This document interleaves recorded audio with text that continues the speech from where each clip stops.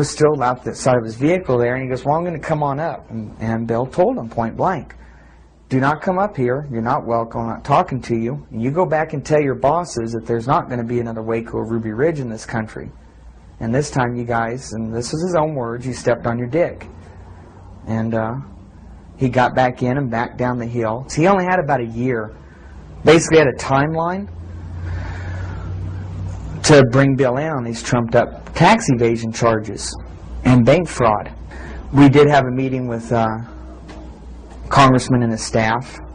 He brought his entire staff up to one of our backyard little barbecue things, and we knew they were coming up, but we had to cook anyway. And they sat and talked to us for quite a while, but they weren't willing to help. And we were, like I say, always wanting a peaceful end to this and an answer to our jurisdictional questions. And to alleviate this problem, another thing we did was contacted any bank he'd ever dealt with. Car loans, banks, house loans, property loans, anything. Oh, no, we're a glowing customer, paid off early, never late. No fraud in existence. So essentially, when the year came up, that Filler Up was quasi-given as a deadline and nothing had taken place, he was moved on. Agent Filler Up to who knows where, maybe the real Siberia. And things seemed to calm down a little bit. And we were hoping that maybe it would just kind of go away. Unfortunately, things did not calm down. After Agent Filler Up's departure, more agents were assigned to watch Cooper, and Bill was eventually placed in what was known in the 90s as Filegate, where President Clinton ordered unconstitutional investigations into a number of individuals that were deemed a threat. The heat escalated to the point where Bill felt it was necessary to protect his wife and children by placing them in hiding for their own safety. It was now Bill and Doyle fighting the federal government on what seemed to be phantom charges. Towards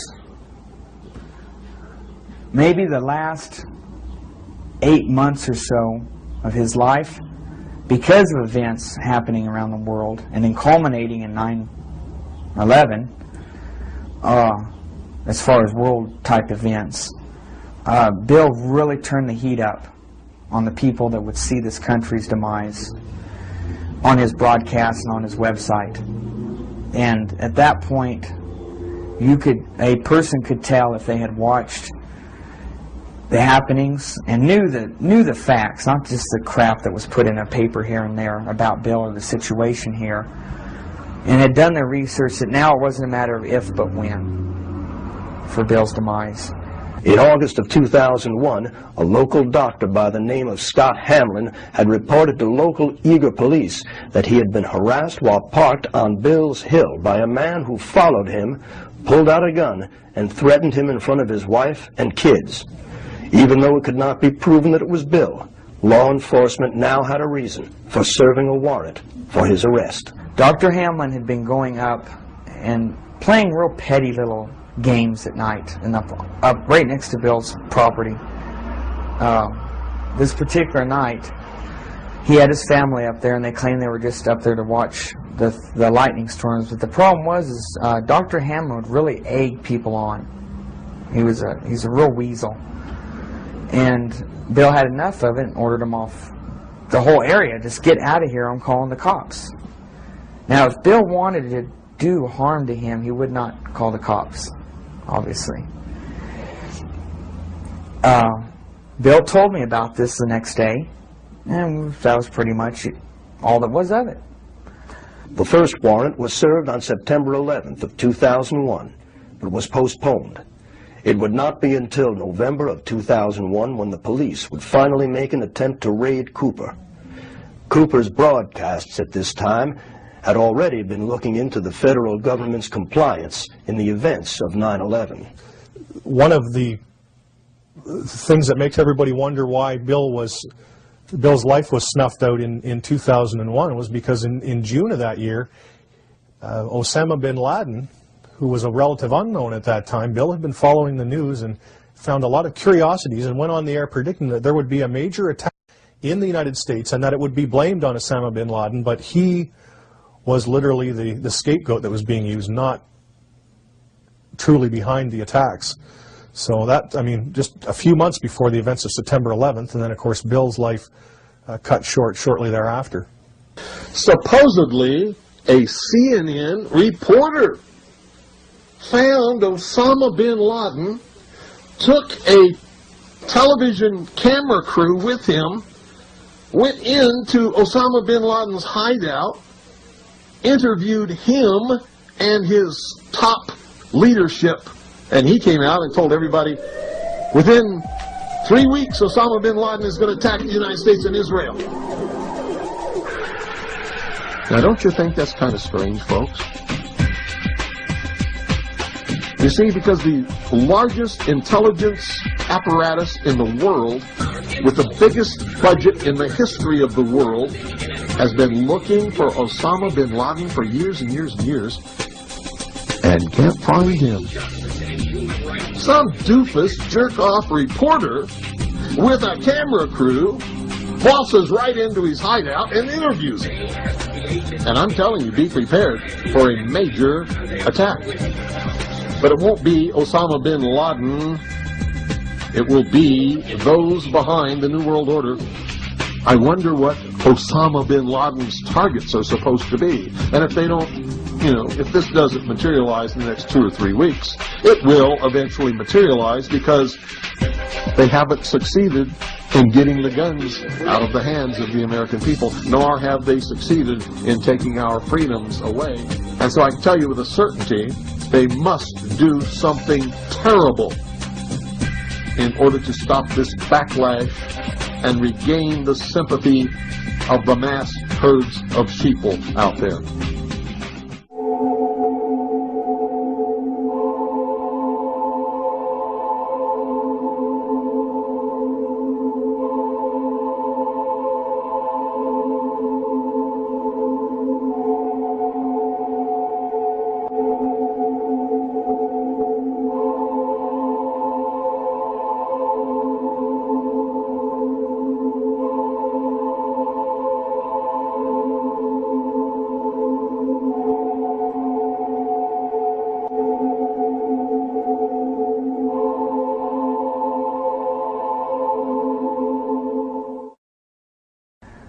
Bill heard the commotion out here, just the ruckus, because the noise that comes up the road being so rough and stuff. He assumed, I guess, that it was typical high school partiers, because they leave their trash and stuff out, and the local property owners all around us had come to us and asked us to run them off because they were destroying gates and fences. He came out, got in his truck.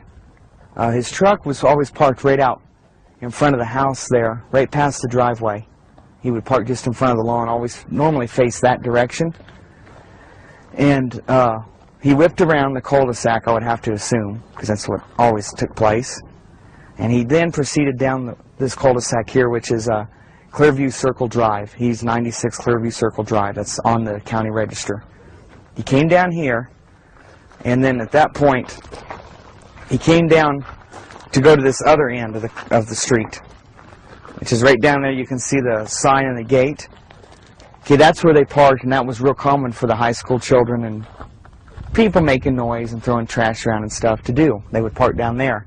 That particular owner owns the rest of the 40 acres down there, and he was particularly perturbed because they would vandalize his fences and cattle troughs.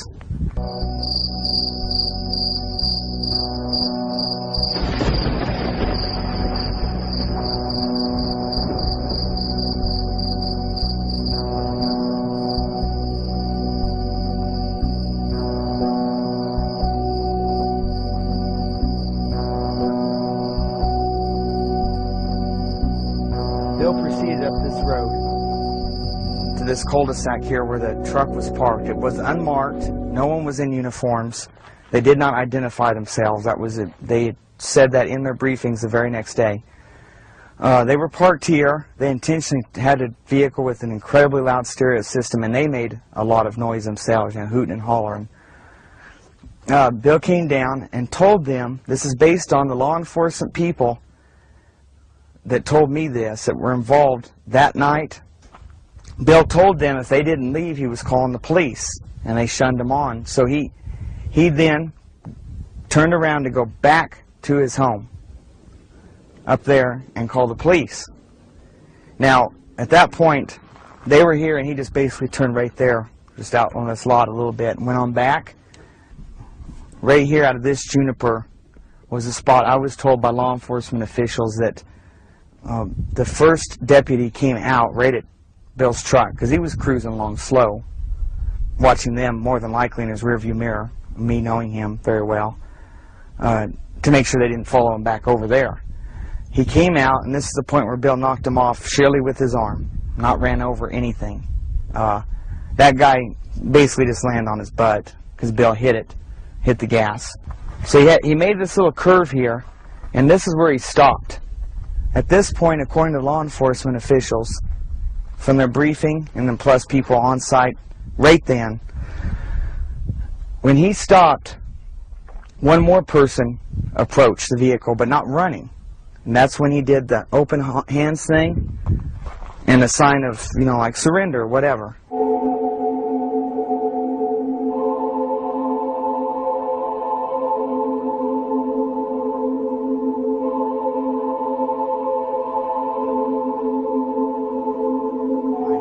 Here's where he hit up on the bank, just trying to avoid the vehicle that then came shooting up here, full bore, full speed, came ripping up the hill. So obviously the people at the end had communications with people down there on the road. Must have verified that Bill had turned around coming back to his house. So they came zooming up here in a vehicle. He's avoiding them. He comes up on this bank. It was testified as that by the law enforcement reports, as well as the evidence on his vehicle that is what happened. The exhaust system was tore off the bottom.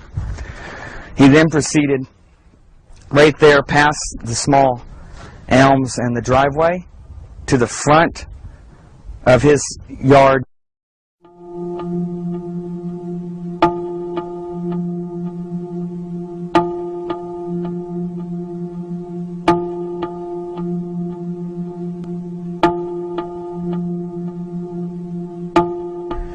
I was told by the law enforcement officials that were on site and ones that had to come up afterwards and get a briefing so they knew what went on roughly, because public was obviously going to be coming to try to come up here, and news crews and all whatnot. They had put out that Bill is not to be let back in that house alive. It was premeditated. It was put out, Bill will not be allowed back in alive.